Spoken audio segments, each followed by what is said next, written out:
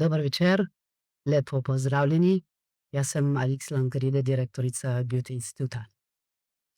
Ali bi lahko rekli, da je lažje razumeti Heideggerjevo filozofijo kot ljubezen Hannah Arendt do Heideggerja? Mogoče. Danes zvečer se morda lahko prepričate, če je res tako ali pa ne. Pismo Nebuna in pogovor o tem je kar velik zalogaj, hkrati pa tudi dobra priložnost, da smo del njunega, tako intelektualnega kot čustvenega življenja. Dovolite mi, da na kratko predstavim naša sogovornika. Oba prihajata iz Filozofske fakultete v Ljubljani. Jaz ne, prihajam iz Nemčije kot Arendt in Heidegger. Vsaj to. Profesor Dejan Komel je študiral filozofijo in primerjalno književnost v Ljubljani in Nemčiji pri Bernardu Waldenfels in Klausu Heldu. Doktoriral na temo hermeneutične kritike antropologistične orientacije v sodobni filozofiji.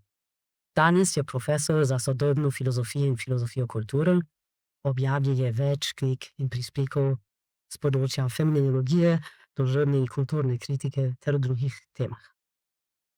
Dr. Gorazd Kovačič je docent za sociologijo. Raziskuje na področjih ekonomske in politične sociologije, teoretske sociologije, politične teorije in političnih ideologij. Doktoriran je iz koncepta družbenosti pri Hannah Arendt in v tem objavi knjigo Proti družbi, koncepta družbenosti pri Hannah Arendt in ne sociologije. Zahvaljujoč Alešu Košarju, Juretu Priglovu iz založbe FFN, Samu Krušiču in Dejanu Komelu, pred nami je prevod knjige Pismi 1925 do 1975 in druga pričevanja. Tudi poetju Riku se zahvaljujemo. Pisma teh dveh za 20. stoletje izjemno pomembnih mislecev so fascinanten dokument, ki nam še danes poživlja veliko ugank. Ladies first, tako da bi prosila Gorazd, da predstavi nekaj o Hannah Arendt.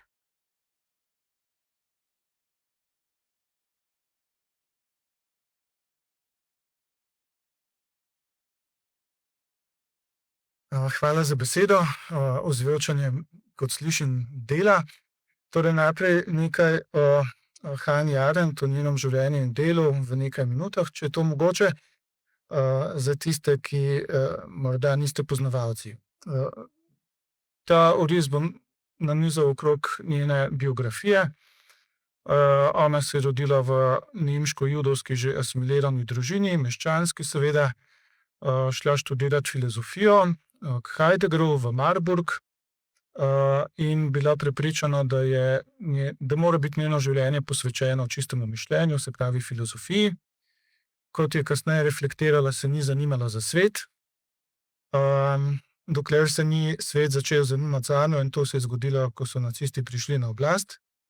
Leta 1933 je sledil popoln kulturni šok, in tisto, kar je bilo najbolj šokantno, ni bilo to, kaj je to grobijansko gibanje počelo svojim sovražnikom, ampak je bilo šokantno to, kako so se nemški intelektualci precej množično gleichschaltali in seveda zelo angažirano kolaborirali pri metanju svojih judovskih kolegov iz univerze in tako naprej.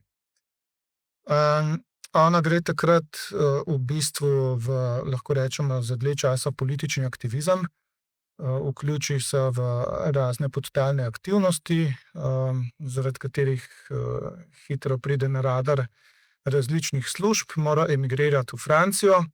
Ko je Francija okupirana, jo strpajo v neko prehodno taborišče, iz katerega še pravočasno zbeži. Gre v Združene države, se vključi v sionistično gibanje in se potem med vojno, med holokavstom ukvarja z organizacijo švercanja judovskih otrok iz okupirane Evrope na svobodo in pa zbiranjem dokumentarnega gradiva, ki bi služilo potem za sodne procese proti nacističnim zločincem. Iz tega gradiva potem tam okrog leta 1950 nastane njeno monumentalno delo, ki pomeni prelomnico v njeni karieri, to so Izvori totalitarizma, imamo jih prevedene tudi v slovenščino, čeprav prevod bi lahko bil precej boljši, natančnejši, pa pustimo to. V Izvorih totalitarizma se ona posveti vprašanju, kako je bilo možno to, kar se je zgodilo, kaj se pravzaprav je zgodilo, kaj je bilo neprecedenčnega na dogodku holokavsta in na nastanku totalitarnega režima. In to privede do določenih vprašanj o človeški pogojenosti, mogoče v narekovajih rečeno o človekovi naravi, zelo v narekovajih, ki je uspelo totalitarnim institucijam, recimo instituciji uničevalnega taborišča, spodkopati in vsaj situacijsko onemogočiti določene človeške zmožnosti. In seveda, ko pride do te ocene o naravi nacističnih zločinov in o dometu tega režima, se pa odpre delovišče za naslednjih 25 let in se mora zaradi tega vrniti k filozofskim tematikam, ko gre potem v raziskovanje tega, kaj je človeška pogojenost, katere so človeške zmožnosti, katere so vrste človeškega dejavnega življenja, in proti koncu življenja tudi, katere so vrste človekovih miselnih dejavnosti.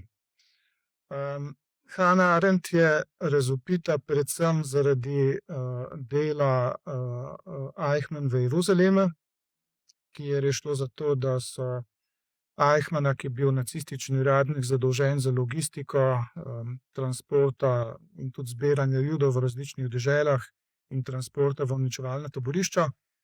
Eichmanna je izraelska obveščevalna služba leta 60 snela v Buenos Airesu, kamor se je zatekel v nacistično migrantsko skupnost.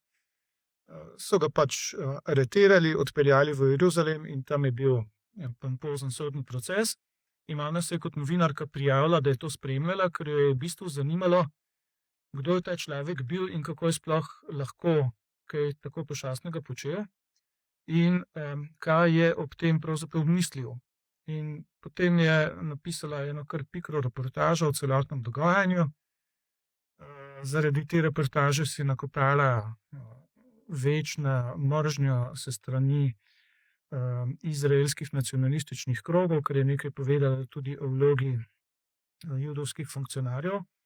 Ampak bistvena zadeva za njen intelektualni razvoj je njena ugotovitev, da Eichmann pravzaprav ni bil pošastna osebnost, ampak je bil zelo banalna figura, zelo plitev človek, ki je lahko počel to, kar je počel, preprosto zato, ker mu je uspelo, da ni mislil oziroma natančneje ni presojal o pomenu tega, kar počne. In ko pride do tega zaključka, se mora pa seveda vprašati, kaj sploh je mišljenje, kaj je presojanje, kaj so pogoji tega, v čem se ti dve praksi razlikujeta in tako naprej. In to potem pripelje proti koncu življenja do njenega zadnjega filozofskega dela, ki ga ni uspela dokončati, in ima naslov O življenju duha. Zdaj, kar je treba še povedati, je to, se pravi, začela je z ambicijo, da bi se ukvarjala s čisto filozofijo, potem je šla pravzaprav v politični aktivizem zaradi spleta zgodovinskih okoliščin in se potem, ko naredi bilanco teh mračnih časov, spet vrne k določeni filozofski in politično-teoretski problematiki. In v celotnem tem obdobju v nekaterih ključnih letnicah njene biografije se pa zgodijo tudi določena srečanja s Heideggerom. Ampak mogoče več o tem v nadaljevanju. Ena letnica je letnica 25, ko se ona vpiše na študij Heideggeru in se hitro intimno zapleteta. In po nekaj letih ugotovi, da to ni to, da ima on poniževalen odnos do žensk, pa seveda to je bila neka hierarhična razlika, starostna razlika in tako naprej. In potem praktično 20 let nista imela nobenih stikov, ponovno se pa srečata in si začneta dopisovati in se obiskovati leta 50, natanko v trenutku, ko ona napiše Izvore totalitarizma in se s tem obrne nazaj k filozofski problematiki ki je bila v nadaljevanju zelo močno zaznamovana s Heideggerovim filozofskim okvirom, pa tudi pravzaprav z nenehno polemiko s tem filozofskim okvirom. Da pa ne razgrnem vseh kart takoj, bi predal mikrofon kolegu, ki je specialist za Heideggera. Ja. Hvala za besedo. Ja, biti specialist za Heideggera ni, kako bi rekel, tako lahko, ker vključuje vrsto specialnosti, ne. Že če pogledamo Heideggerovo biografijo, ne, kaj šele bibliografijo, tu ugotovimo seveda veliko diskontinuitet, veliko, ne, sam je svoja dela rekel, to niso dela, ampak so poti. Ne, gozdne poti, ki do nekam peljejo in potem se končajo. In zdaj, če gledamo njegovo biografijo, ja, on obiskuje najprej katoliški licej v Konštanci, kjer se prvič sreča z znamenitim vprašanjem o biti, ne, ko mu njegov učitelj, ki ga je dobil, da je pod mizo bral neke stvari, ampak so bili učitelji, ko izgleda takrat tolerantni, in mu je podaril Brentanovo disertacijo o pojmovanju biti pri Aristotelu, kjer se je prvič srečal s tem vprašanjem in mu sledil. Nadaljnja pot je to, da potem pride do razločitve z katoliškim svetovnim nazorom. Predvsem na to je vplivala tudi poroka z Elfriede Heidegger, ne, ki je bila protestantske provenience. Torej to so tudi zanimive. Drugo je situacija prve svetovne vojne, po kateri torej se sproži na nemški univerzi neko poskus, da se nadoknadi ne samo praznina, ampak tudi groza, ki jo je prva svetovna vojna povzročila. In tako se Heidegger potem nekako pridruži Husserlu v Freiburgu, postane neke vrste njegov asistent, proučuje njegova dela, ne. Husserl pravi, to je moj fenomenološki sin. In torej leta 1923 se javi na razpis marburške univerze, da tam zasede mesto profesorja. Njegova težava je bila, da od svoje doktorske disertacije leta 15 ni napisal ničesar. Ne. In je komaj dobil tisto mesto, ampak potem so pritiskali nanj, da mora vendarle nekaj napisati. In tako izda leta 1927 verjetno eno najvplivnejših del filozofije v prejšnjem stoletju, Bit in čas. Ocena, torej to je on predložil potem zato, da se habilitira, je prišla nezadostno.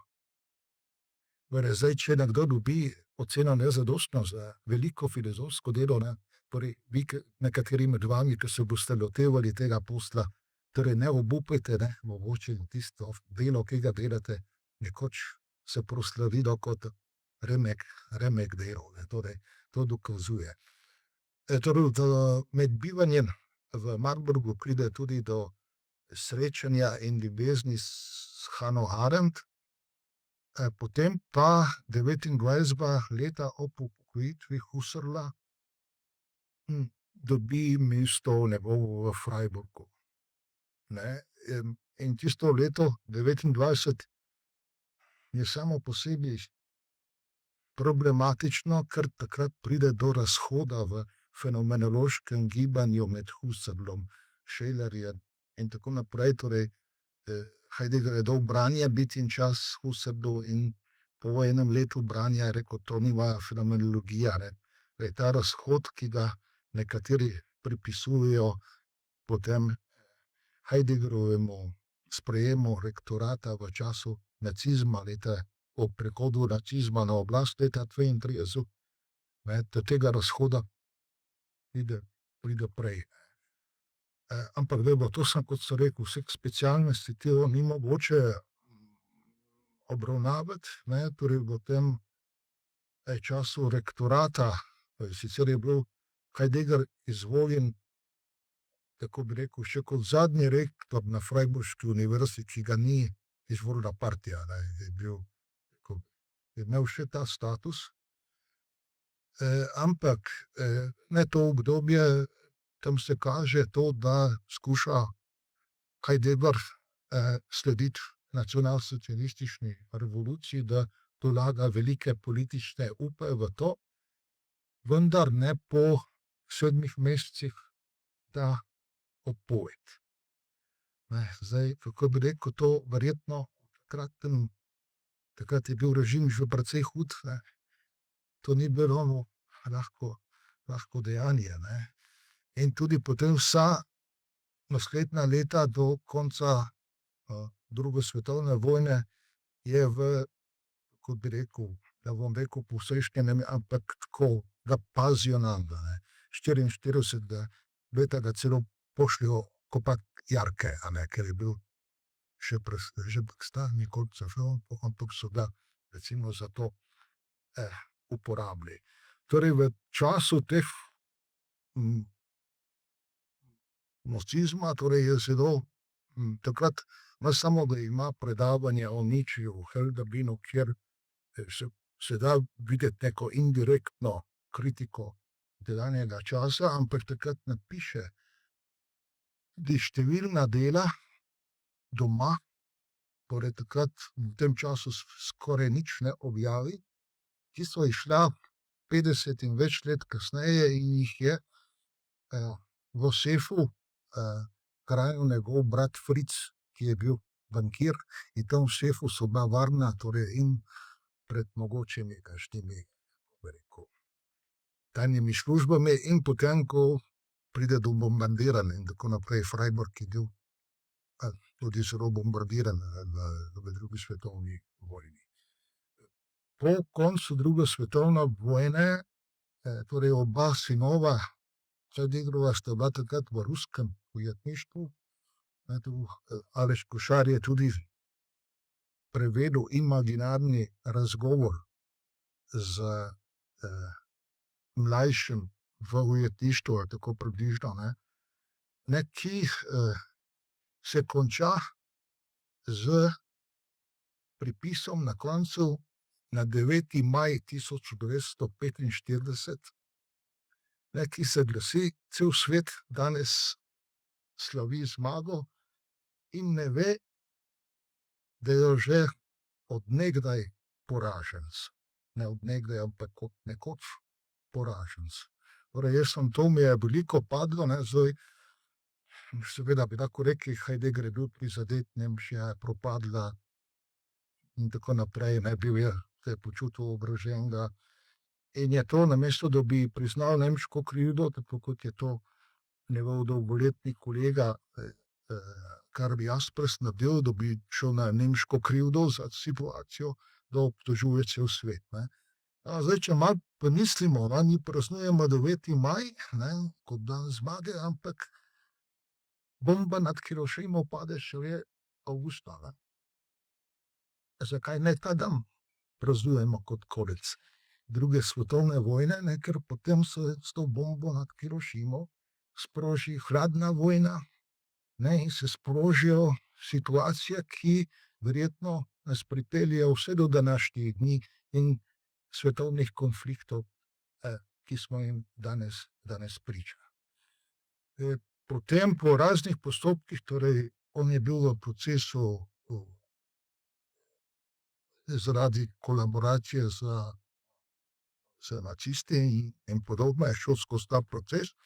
Jaspers je bil ocenjevalec tega in potem leta 50 se nekako rehabilitira, vrnejo univerzitetno mesto in takrat ima predavanje z naslovom Kaj pomeni misliti, kaj se pravi misliti, ki jih je tudi Aleš Košar prevedel v slovenščino in v tistem času tudi pride do ponovnega srečanja s Hannah Arendt, torej v novih razmerah.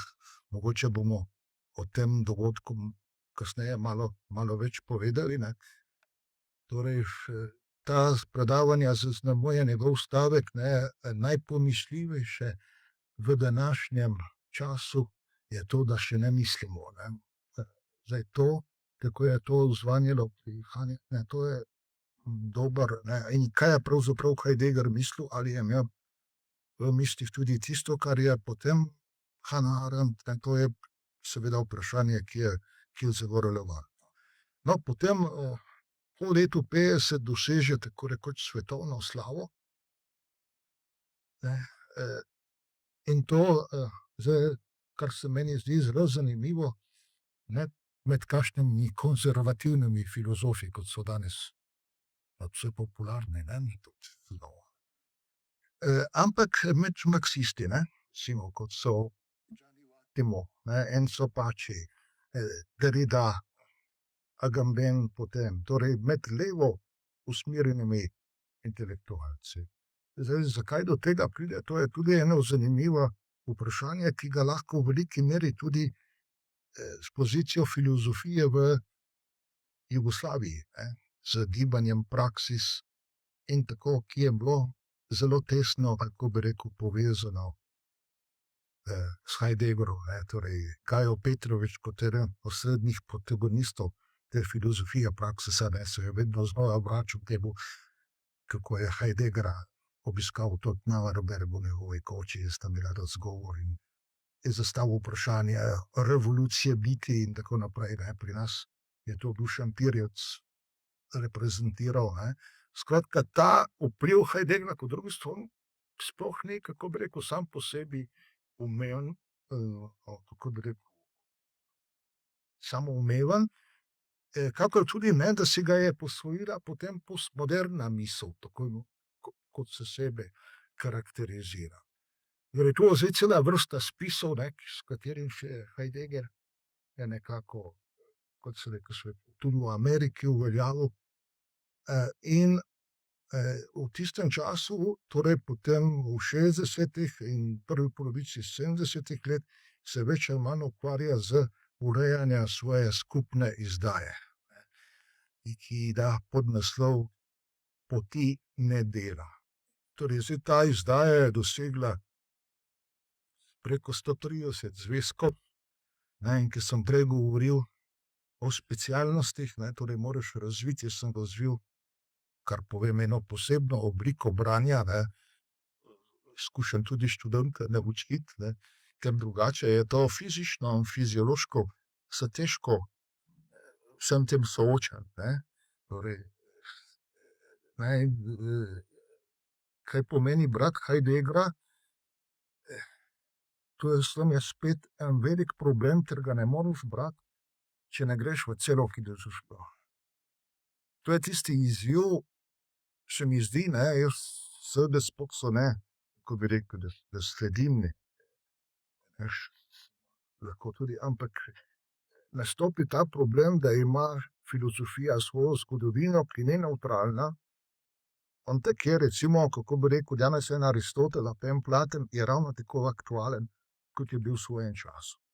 To filozofijo razlikuje od vseh znanosti, od vsega tega in seveda narekuje en pristop, za katerega je bil zaslužen v veliki meri prav Heidegger, in mislim tudi, da Hannah Arendt, ne, kot svojemu učitelju mu večkrat izreka priznanje za to, ne, od tistih prvih predavanj o Platonovem sofistu, ne, ki jih je poslušala leta 24 v Marburgu, ne.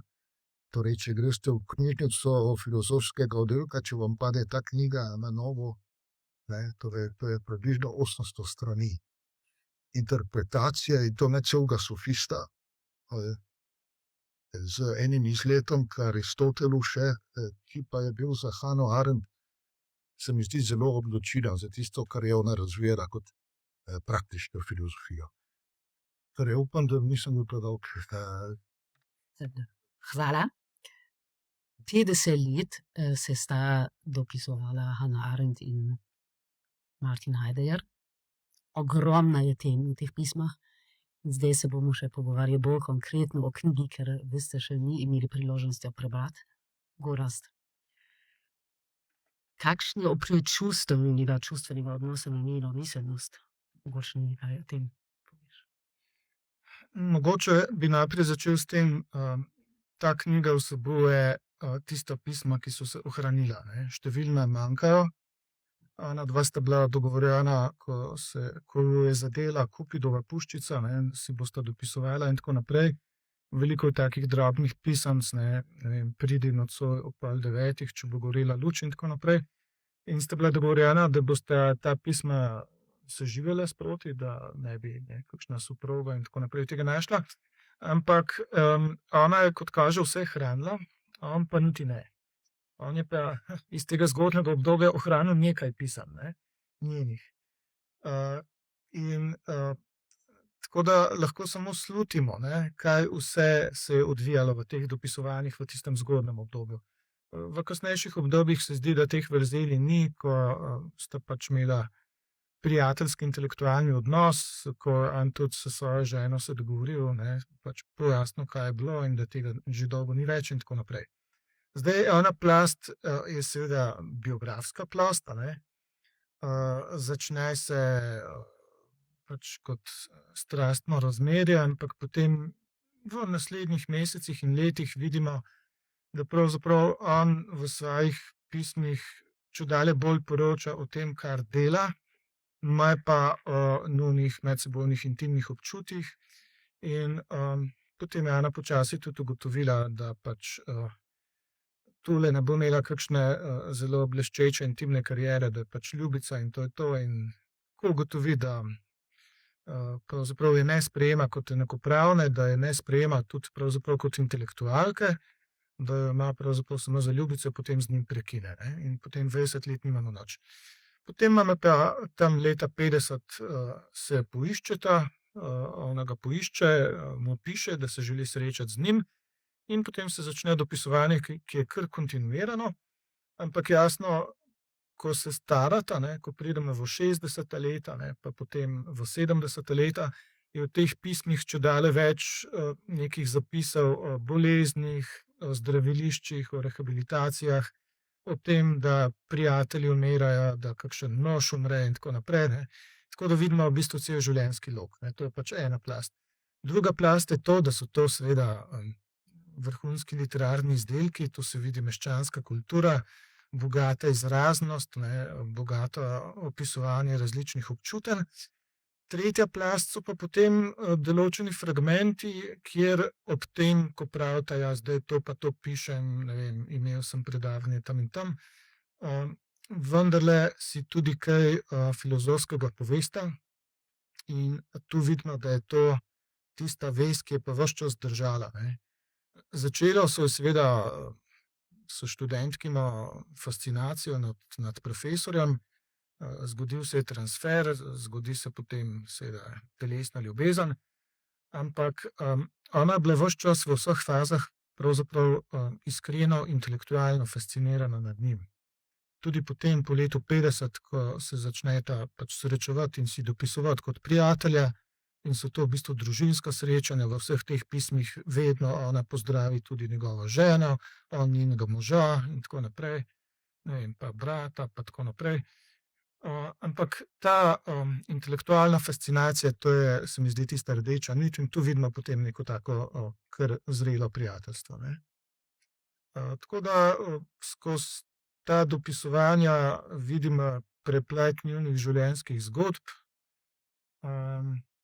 in seveda vidimo tudi, opazimo tisto ogromno 20-letno vrzel, ki je posledica seveda tega, da je ona morala emigrirati, ker je bila kot Judinja ogrožena. On je pa vsaj na začetku kolaboriral, ne samo kolaboriral, bil je celo nekaj časa videti kar fasciniran, vsaj v svojih javnih nastopih, nad nacizmom, čeprav so kasnejši njegovi skriti v sef zaklenjeni dnevniški zapiski, ki jih seveda v času nacizma ni objavljal, a ne, kazali na to, da se je distanciral. Jaz bi tu mogoče opozoril na Heideggerovo biografijo, ki jo imamo tudi v slovenščini, Rüdiger Safrans, ki jo je napisal. In tam je Heidegger prikazan pravzaprav v vseh svojih fazah življenja kot oportunist. Začel je tako, da je računal, da bo dobil kakšno univerzitetno pozicijo na kakšni teološki fakulteti in se je v zgodnjih letih ukvarjal s teološkimi raziskovanji. Potem, ko nekako katoliško cerkev naredi čez njega križ, se odvrne od krščanstva in gre razvijati neko drugo filozofijo. Potem pa mimo pripelje vlak nacistične revolucije in on skoči na ta vlak, se da izvoliti za rektorja. V zborniku z naslovom Primer Heidegger imate iz tistih let 33 pa zgodnjih mesecev 34 leta njegove politične govore, nagovore študentom, nagovore profesorjem, kako naj grejo na volitve, kako bo tu bit nemškega naroda se poenotila okrog vodje in tako naprej, ne. Ampak Safranski pravi, da se je Heidegger pravzaprav nacističnemu gibanju pridružil zato, ker je računal, da mu bo lahko ponudil svoje storitve duhovnega vodenja, videl je v tem neko totalno revolucijo in je mislil, da bo to na neki način tudi revolucija duha. In seveda, kolikor bi to bila revolucija duha, potem rabi enega strokovnjaka za duha, ki bo vodil vodjo, ne. Ko pa ugotovi 3/4 leta, da so nacisti prostaki, brutalneži, uničevalci kulture in tako naprej, se pa od vsega skupaj distancira, ampak to distanciranje pa ni bilo tako, da bi zbral pogum, šel z nečim v javnost, ali pa recimo emigriral in se potem iz tujine pridružil, ne vem, krogom intelektualnih emigrantov, ki bi svoje miselne kapacitete usmerili v to, da bi pač mislili to, kar se dogaja. Heidegger pravzaprav nikoli v življenju ni zares uspel reflektirati te svoje vloge. Ne samo tistih 9 mesecev rektorovanja, ne, ko je pač spremljal, mogoče celo sodeloval, kako so judovske kolege in prijatelje metali iz služb, ampak celotnega obdobja pravzaprav ni reflektiral, ne. Ni zmogel reči, to je bilo barbarstvo, to je bil, ne vem, organiziran množični zločin. Namesto tega se pač zateka k nekemu solipsističnemu mišljenju, solipsistični filozofiji. In to je tisto, kar mu Hannah Arendt v resnici še najbolj zameri, ne. Ona je šla čez to, da je sama bila begunka, on je bil kolaborant ali pa oportunistično bil tiho, in potem se vrne nazaj in pač prijateljujeta na neki intelektualni ravni. Ampak to, kar ona počne po letu 50, ko se vrne k filozofiji, je seveda poskus odgovora na tista vprašanja, ki so se ji zastavila ob soočanju z aktualno zgodovinsko materijo, ne, kaj je človeško delovanje, kaj je svoboda, kaj je oblast, kaj je mišljenje, kaj je presoja in tako naprej. In tu brez poznavanja Heideggerjevega opusa Hannah Arendt sploh ne morete razumeti, ne. Od Heideggerja Hannah Arendt vzame neki način mišljenja.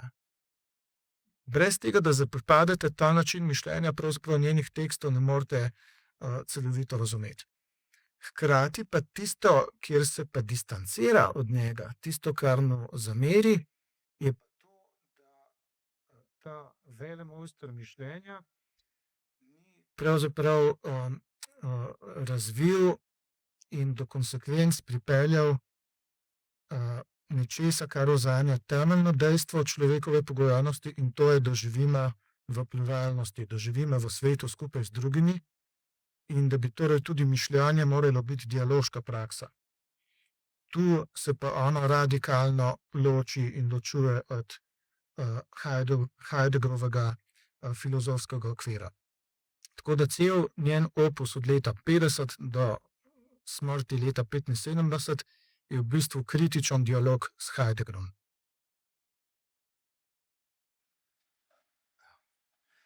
Ja, zdaj tu nastopa Safranski, da jaz sem te prevodu te njegove knjige celo predgovor pisal in že takrat moram reči, da sem bil preveč zadovoljen, pa dobro podaja neko Heideggerovo filozofijo v celoti.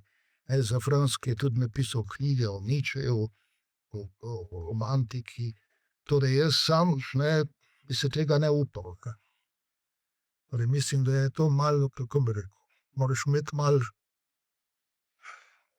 pretencioznosti, da se tega lotevaš. Torej, zdaj, če gremo po vrsti glede teh, kako bi rekel zdaj, kako je bil Heidegger karierist. Potem, recimo kot prvo, ko se je odločil od katoliške cerkve, tudi, ko bi rekel, vire verjetno, zakaj potem ni 10 let nič napisal. Kaj, kako bi rekel, tisto, kar sem omenil, če bi bil karierist, bi kot danes, ko se producira pač tekste za točke in to, tako deloval. Potem, kar se tiče religije, torej Hannah Arendt je tudi obiskovala seminar, ki ga je imel o religiji, o Pavlovih gespeh, skupaj z Bultmannom, torej verjetno najvplivnejšim protestantskim teologom, in tam notri, torej ta predavanja, torej sem tudi predlagal kolegi Alešu, da se enkrat to prevede, kažejo na en velik problem, en problem, ki ga sicer v enem drugem tekstu iz tistega časa, to so ta še Freiburška leta, pravi, filozofija je ateizem.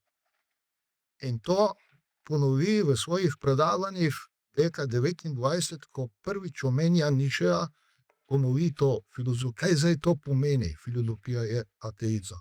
Recimo, to bi predlagal za Franskemu, naj gre v študij tega. Zdaj, če gremo potem naprej. Potem za Franski recimo ne obravnava tega obdobja, ki je sledilo biti času.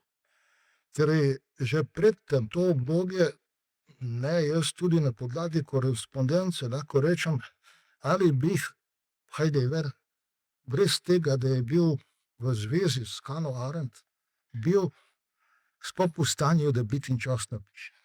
Jaz mislim, da je imel iz tega razmerja neko, kako bi rekel, življenjsko, kaj spodbudo, da je sploh vzdržal, da to delo napiše. Potem, ko je izidel biti in čas, se Heidegger sooča tako rekoč z intelektualno krizo, ki je bila pogojena vrsto okoliščin, ampak on išče, kako bi naredil tisti korak naprej, tisti nujen korak, da tisto, kar je formuliral kot vprašanje, biti pride do izraza. Torej, ta predavanja, ki sledijo, so zelo pomembna. Recimo, Heidegger odpira problem svobode pri Kantu in tako naprej. Torej, tisto, kar potem seveda pri Hannah Arendt postane ena od centralnih tem razmišljanja. Takrat nimata stika, ampak v tej povojni korespondenci, ko izda Kanta in tako naprej, to pri njej izgubi seveda velik interes. Zdaj, za ta čas nacizma, torej ta je bil veliko, kako bi rekel, pogojen z razmerami, ki in intelektualnimi in političnimi v Nemčiji, in tu bi seveda morali, kako bi rekel, vzeti v zakup vsaj dva še slavna nemška mislitelja, eden je Karl Schmitt, drugi je Ernest Jünger, o katerih ima Heidegger posebej seminarije tudi za študenta v 30 letih. In to kritične seminarije, kako bi rekel. Torej, ta knjiga Ernesta Jüngerja, Totalna mobilizacija, ki je izidel 32. leta, je tako rekoč nekako napove prihod nacionalsocializma, pa še kaj drugega v 20. stoletju. To je prevedel kolega Samo Krušič, ki mu se mimogrede zelo zahvaljujem tudi za lekturo celotnega zdaj provedenega teksta.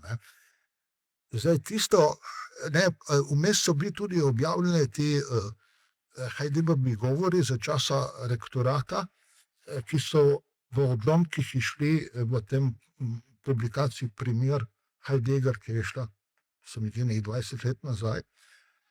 In tam seveda je indikativna raba Heideggera, besede vodja, besede folk, ljudstvo in tako naprej. Samo zdaj, če beremo zapiske iz tistega časa, vidimo, kakšen velik problem je za Heideggera, da definira, kaj pomeni ljudstvo, kaj pomeni folk, kaj pomeni država. In to se vidi potem v prvih predavanjih, ko opusti rektorat, ko preide k temu vprašanju in nastopi ta obrat k predavanjem o Hölderlinu, o Nietzscheju in tako naprej. Zdaj, tu se jaz ne moram, kako je on Nietzscheja, tako rekoč po drugi svetovni vojni se mu je opravičil, da ga je izkoristil za določeno kritično pozicijo. Ampak recimo samo en detalj iz tega obdobja, vam lahko posedujem, to so njegova predavanja k Hölderlinovi himni Andenken, spominjanje, zmišljenje, leta 1941, ki se zaključijo z razlago besede sinagoge, shodnica, sinagoga. Leta in pol prej, torej Heidegger je še predavanja pripravil in to bomo vzeti, je bila požgana sinagoga Freiburg. Torej, če greš, obiščete univerzo v Freiburgu, za vogalem, tako rekoč, so zdaj rekonstruirali, Zdaj, a je bila to Heideggerova provokacija? Torej, zna se domnevati, ker v istem pasusu omenja besedo profet. Glede katere, recimo v zapiskih, pa glede judovstva, torej eden od teh, zakaj so ga za antisemitizem je ravno, ko karakterizira profetstvo, ampak v teh predavanjih je to povsem drugače. Zdaj, če gremo brati vse to njegovo, torej to tezo, da je bil Heidegger oportunist, to jaz mislim, da nekako lahko, kako bi rekel, to razlagamo iz tistega, kar v pismih Hannah Arendt pravi, da rabi osamitev, da rabi izolacijo za filozofsko delo. Zato sem rekel prej, ker pride v korespondenci v izraz za tisti čas, ko je on pripravljal biti čas. Torej, toliko tega. Drugo pa, torej, kako jaz sem z nemškimi kolegi večkrat razpravljal, ker so, kako bi rekel, malo samo nemško zaverovali. Še zmeraj jim predstavlja problem, zakaj je bil Heidegger po drugi svetovni vojni, da kaj je doživel recepcijo, recimo v Jugoslaviji, a pa da ne omenja Francije, Italije, Amerike in tako naprej. Študije, ki bi to, ko bi za Fransko v svoji knjigi popolnoma spustil ven, ni. Jaz sam sem objavil nekaj tekstov, zakaj je imel, recimo, Heidegger vpliv, konkretno, da je imel že pred drugo svetovno vojno, ki je bil Krumov Frapančič, Zemrov doktorant pri njem, v Freiburgu, in tam piše, ki je bil Tinknerov tutor v svoji tisti, kako bi rekel, pripombi k dizertaciji in tako naprej. To je cela zgodba. Ampak to hočem, ne da bom jaz točen, spokne, ni moj namen, da zdaj branim Heideggerovo pozicijo, ampak vendar moramo biti, kako bi rekel, da je karakterizacijo izredno lahko podati, teže jo je pa obdržati. Kot se navaja čisti njegov pripis na 9. maja 1945. Pa se ga lahko razladamo mirno, da je bil to prizadet, ker so Nemci izgubili vojno, da je tako napisal. Drugo je pa, če se vprašamo, kaj se po letu 9. maja 1945 dogaja. Recimo konkretno v naših krajih. imamo torej opraviti zadevo, ki nas še zdaj politično in ne vem kako prizadeva. Se še do danes ni končala. Torej, to pripombo bi dal zato, ker mislim, da potem tudi ta odnos, ki pride do izraza v prevolju teh pisem. Ko sva Zavešem govorila, zakaj bi bilo primerno, da pride do izdaje, je ravno zato, ker lahko vsak potem na podlagi branja si ustvari neko svojo sliko. Torej, spomnim se, prvič, ko je šel del teh pisem v Novi reviji Gregor Tisar, še spomnim si še oddajo na radiju, je to imelo kar eno tehno diskusijo. In mogoče, da v našem času je to še bolj pomembno. Kot po drugi strani, zdaj to, kar je bilo rečeno glede specifike mišljenja Hannah Arendt, tu se povsem strinjam, da je to treba zelo resno kako bi rekel, tudi spraviti vso zadevo. Tu ne gre samo za politična misel, ampak gre tudi za tisto, kar zadnje čase probam sam razvijati kot problem smiselne orientacije. S katero smo danes ne na psu, ampak kje drugje še. In tu se mi zdi, da je Hannah Arendt seveda eden tistih avtoric v 20. stoletju, še posebej, če upoštevamo to, kar je potem en Agamben recimo naprej spravil, pa Ernest Fopford, recimo, ki je tudi politični filozof, ki je bil njenom členec, je tudi bil preveden, se mi zdi, njegovo delo že v slovenščino, kar ima eno, po mojem, posebno veljavo. Hvala. Ste že omenili, da na začetku manjkajo pisma Hannah Arendt do Heideggerja, ampak imeno 29 odgovor Heideggerja. Hannah Arendt je ga vprašala, če je res, da je on antisemit. Zanimivo je, mogoče nekaj povesti o tem, zanimivo je to, da potem v 50 letih, ko ona začne se spet s Heideggerjem srečati in prepisati, da ona tega nikoli več ni omembe. In ko Heidegger dopolni 80 let, ona ga primerja s Platonom in njegovim odnosom do tiranov. In pravi, da je Heideggerov odnos do tiranov še hujši od Platonovega. In to je edina kritična stvar, ki jo pove v tem pogovoru. Jaz bi prosila, da vi kaj lahko poveste. Ja, to pismo, kjer ga je očitno spraševala ali pa obtoževala, da je antisemitist, je bilo napisano tam nekje konec leta 32, mogoče v začetku 33, ne? Mislim, da datacija njegovega odgovora je 32-33. Ja, ampak verjetno je to pismo bilo napisano takrat, ko so nacisti že v bistvu korakali v smeri proti oblasti, ne? Predtem pa par let ni nobenega dopisovanja, ne? V tem odgovoru jo on tudi vika, se brani, navaja neke konkretne primere, kjer mu je ona očitno očitala, da je do nekoga ravnal antisemitistično, in sam brani in reče, ne, temu sem dal priporočila, pa je Jud, tega sem mentoriral, pa je Jud in tako naprej. Predtem pa par let ni več korespondence, ker sta pač prekinila z razmerjem. Nasploh vidimo, da na začetku njune te intimne zveze so dopisovanja zelo pogosta, potem pa, kot sem že prej rekel, postanejo čedalje bolj odtujena. On poroča o tem, kar dela, in ima čedalje več dela in čedalje manj časa za njo. In v nekem trenutku ona potem s tem prekine. In čez par let mu je pisala očitno neko protestno pismo glede njegovega antisemitizma, ki ga nimano, ima pa njegov odgovor. Kasneje pa, to vprašanje antisemitizma njegovega se ne odpre v nobenem dopisovanju. Ne vemo, ali sta o tem imela pogovore na štiri oči, ker sta imela pač številna srečanja.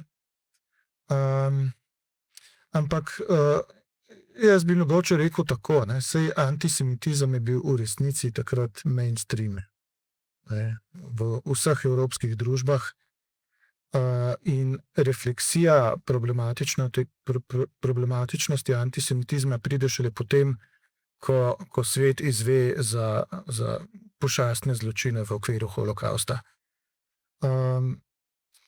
Mislim, da če ste imela kritične pogovore, niso šli na to, ali je on, kolaboriral z nekih predsodkov, ampak je bilo njeno vprašanje v bistvu bolj filozofsko poglobljeno, in sicer, kako je lahko velemojster mišljenja tako zamočil v presoji.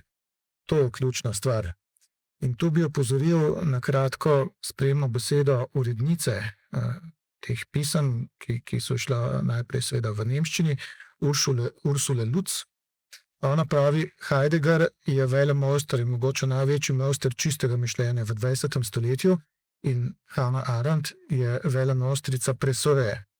In tu imamo mi v bistvu clash med tema dvema mišljenjskima praksama in ona je razliko med njima,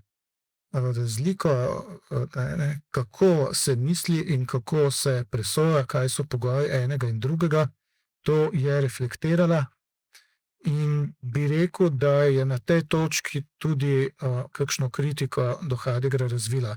Tule sicer ima objavljeno nekje sredi oziroma proti koncu cele te verige pisem neko njeno, mislim, da radijska ocena ali kako, nek omaž Heideggeru ob njegovi 80-letnici, kjer nič zelo slabega o njem ne pove, ga pač opredeli kot velikega filozofa in tako naprej, ampak hkrati pa v tistem času, ko je on obeleževal 80. obletnico in je bil seveda velika intelektualna zvezda, napisala tudi nek drug spis, ki ga tu ni, je pa v neki njeni zbirki esejev, je šel v angleščini, in sicer naslov je Heidegger Lusjak. Tam pa zakoplje v to, kaj je tega velikega mojstra mišljenja, kaj je v njegovem filozofskem sistemu pravzaprav otežilo to, da bi takrat, ko bi bilo treba kritično presojati o tem, kar se dogaja v svetu in v njegovi okolici, da tega pač ni naredil.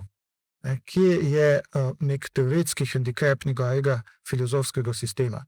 To je njeno vprašanje, s katerim se je spopadala, in jaz domnevam, ampak to samo domnevam, da se je te tematike morala dotakniti tudi na kakšnem od njunih srečanj od leta 50 naprej, medvojno. Ampak zadeve ni artikulirala na ta način, antisemitizem kot predsodki in tako naprej.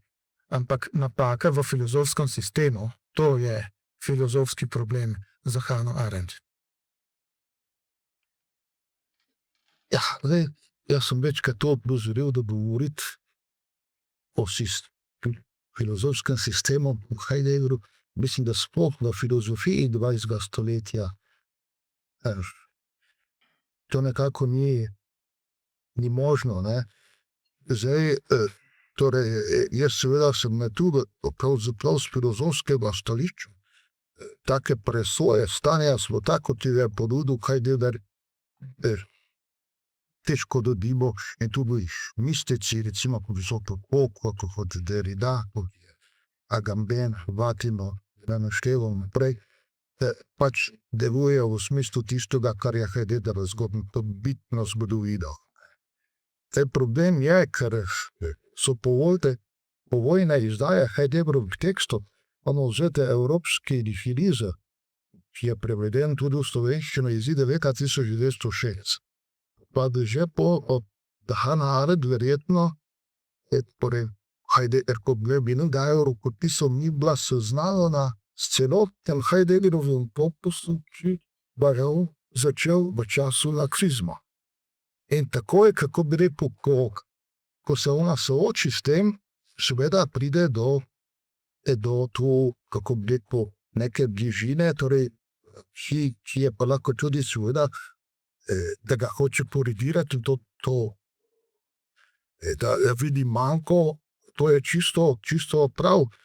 Ena zadeva, pa katero bi lahko opozoril, je, Heidegger začne svoje pismo o humanizmu. To je bil tisti spis, ki ga je po drugi svetovni vojni, no je pa nekako prinesel nov filozofski domet, neki odgovor na Sartrovo pismo o humanizmu, se začne s stavkom: še zmeraj nam ni jasen pomen delovanja.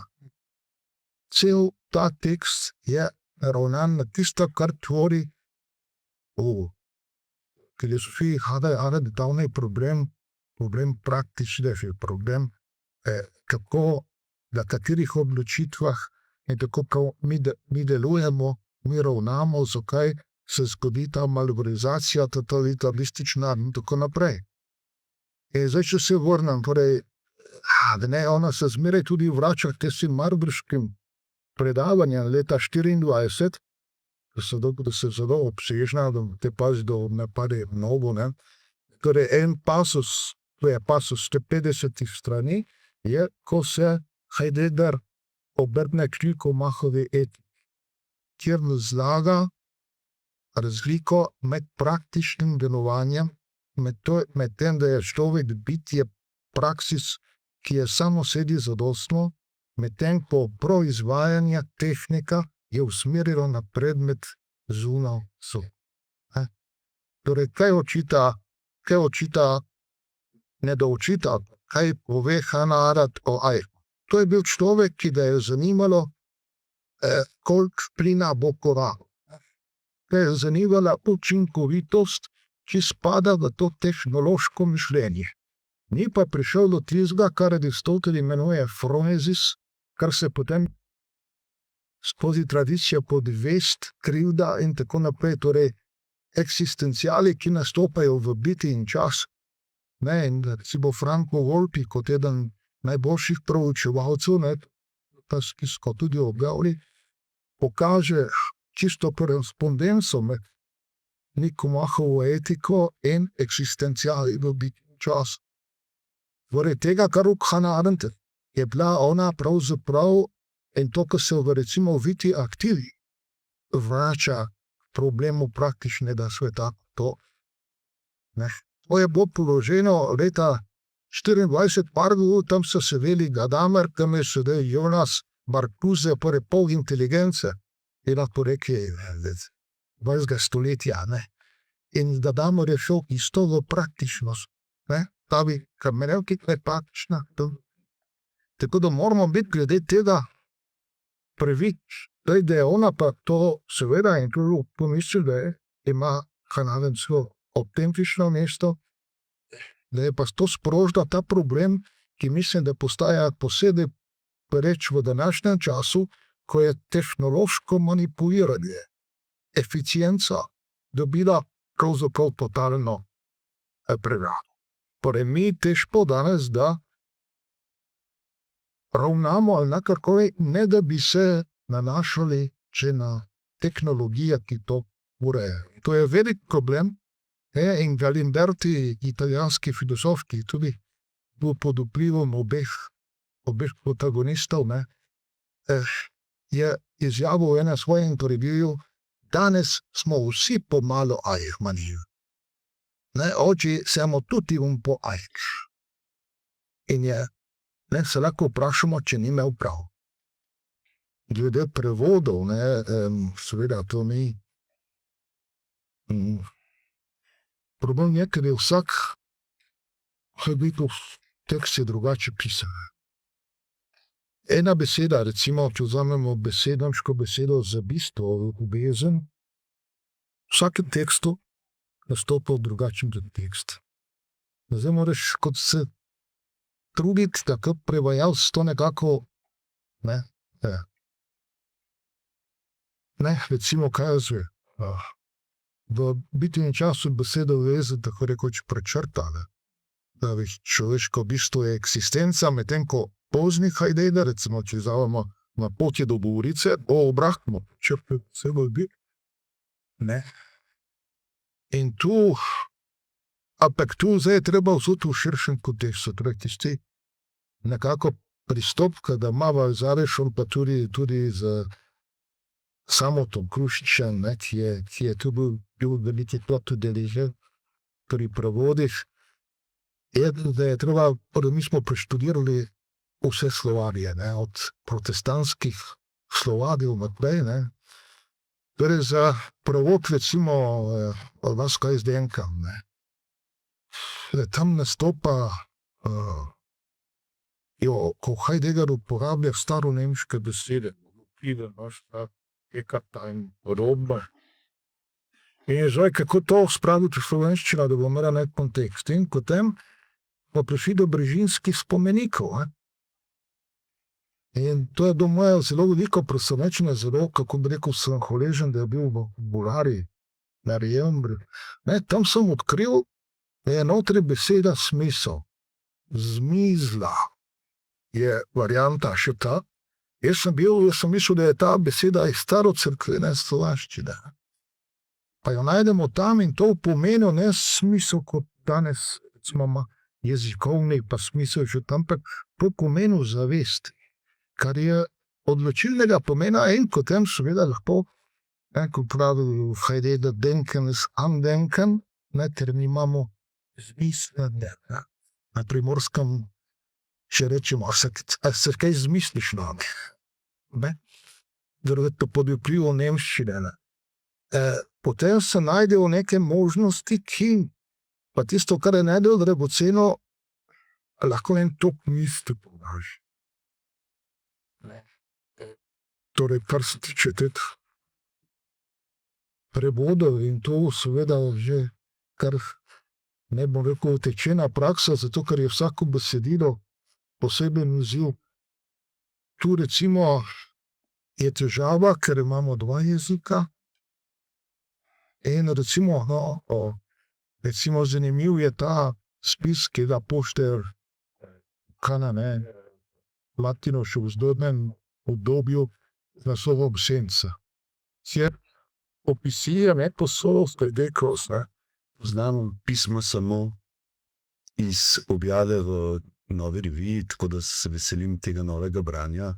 In takrat sem imel pomisel, v bistvu, da to zelo spominja na nek način na Abelarja in Eloizo, v nekem drugem času, ampak na podoben način izrazito spreminjajočem se in da pravzaprav taka poglobitev v ljubezni nares tudi izjemno globok lahko spoznavno teoretsko posledico. Ne? In da morda res ni naključje, tako kot si lepo rekel, da je pravzaprav Hannah Arendt bila nek navdih v bistvu za Sein und Zeit, da je tudi mogoče ta prehod k Aristotelu, ki ga je že v tej prvi knjigi interpretacije Heideggerove interpretacije Platona začutila, kar si prej omenil in pol še z Nicomachovo etiko pogledal.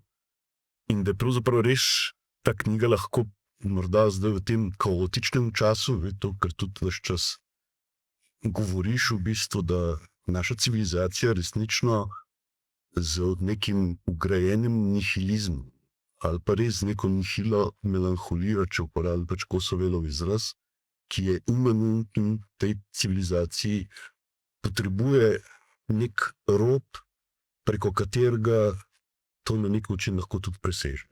In da ravno srečanje takih dveh duhov v bistvu ne še z ljubeznijo, ki edina na nek način stoji tako rekoč ali pa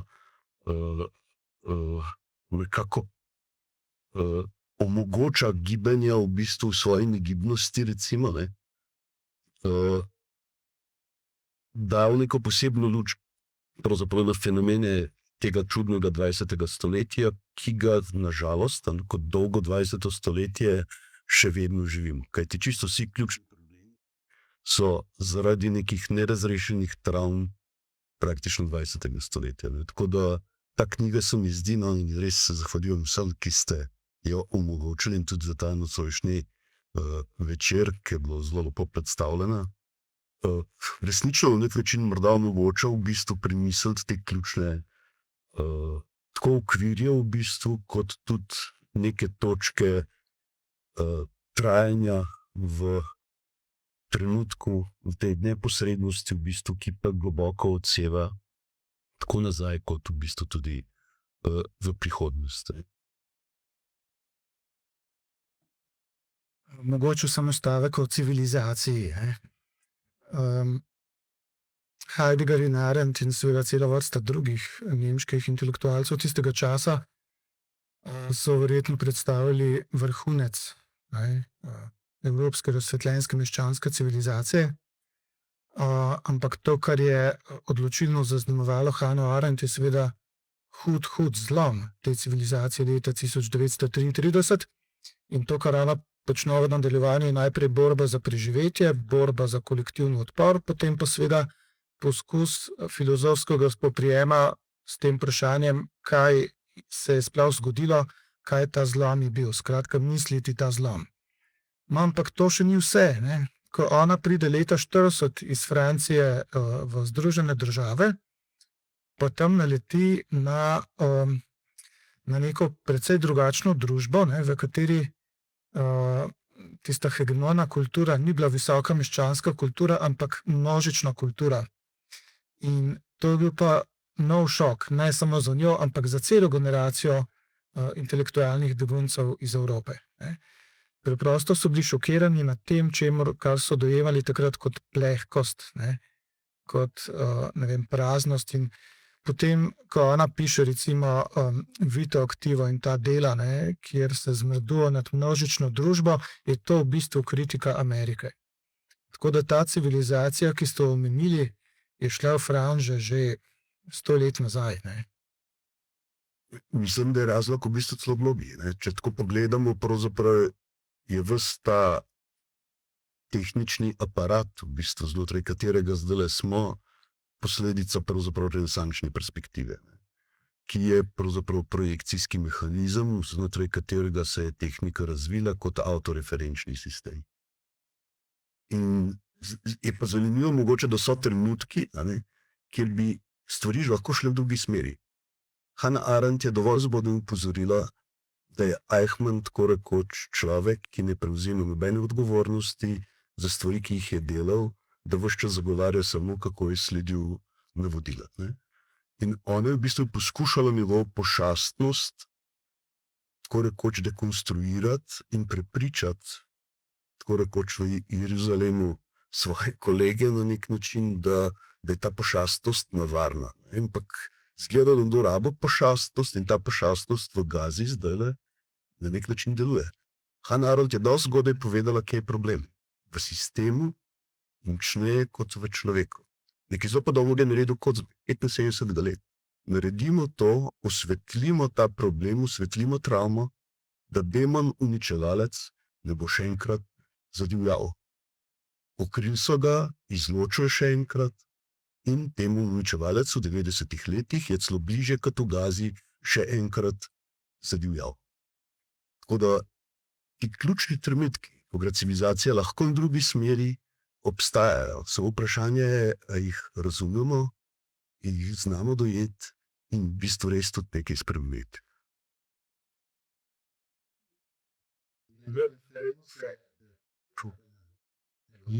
Torej, to je bil eden od, kako bi rekel, referenc v tem smislu, da so bil zato, da se na naslovnico da Klejevo sliko ljubimca. Alternativa je bila Afrodita ali Atej. Ampak se kot ona bomo zdaj grških bogov. Ampak drugače bi sam to rekel, da seveda tu ta ekskluzivnost te, kako bi rekel, korespondence in seveda odnosa je, ker so še druge korespondence, recimo korespondenca Heidegger-Jaspers, Hannah Arendt-Jaspers, potem korespondenca Heidegger-Zolfride, ker tudi nekaj pove. Potem z Elizabeth Bloch, recimo preko dogovora o Heideggerju antisemitizmu. To je bila pravzaprav družinska prijateljica nekova od Zolfride, s katero naj bi Heidegger tudi imel sicer, pod ozmire, koliko jih je bilo. Ne vemo, zdaj tako gore časi. ki se dobimo na kakšnem simpoziju, začnemo recimo tako, kako je moglo to biti, ne. Ampak on leta 33, no, so odpustili kot pedagoginja je bila, ni mogla, in je šel osebno se zavzeti za nov Berlin, ker so ga pred vrati enega urada pustili čakati 5 ur. Ne vem točno, ali sta takrat potovala skupaj z Elfride, to se ne spomnim, ampak potem sta nadaljevala, kot je ona emigrirala v Anglijo in sta po vojni tudi nadaljevala korespondenco. Potem ne smemo pozabiti, kar se tega tiče odnosa Heidegger-Celar. Tu imamo tudi, kako bi rekel, specialista za to področje Andreja Božiča, kjer je lahko zadeva še bolj po tisti Celarnovi pesmi Tod Nauerberg, še bolj problematična, pa direktno problematična v primerjavi s Hannah Arendt, kajti tam Celar napiše, da manjka beseda opravičila, kako točno formulira, zdaj nimam v mislih, ampak tam je, kako bi rekel, o tem obisku, Heidegger je povabil tja, ga v Tod Nauerberg svojo kočo in seveda, rekel je, da ga je treba pozdraviti, torej Selar je tisti, ki verjetno najbolj prezentira v kulturnem in umetniškem, pesniškem smislu to obdobje po Auschwitzu, ali je možno pesništvo in tu pride do kontakta med njima, ki ni enostaven. In ga lahko tudi, da je po eni strani Celar ostal do njega kritično razpoložen, po drugi strani se pa kažejo neki indici, ki že zaradi zavezanosti Celarja nemškemu jeziku, tako kot pri Hannah, je samo po sebi vprašanje. Tako da to korespondenco bi jaz zelo v nekem blizu. 20. stoletja, ki ni zamejena.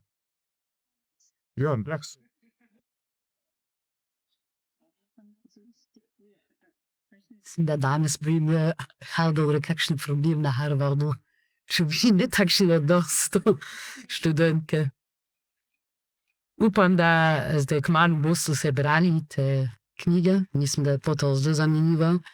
Zahvaljujem se vama, da ste se nam pridružili in da ste prišli. In želim lep večer. Bravo, tudi tebi.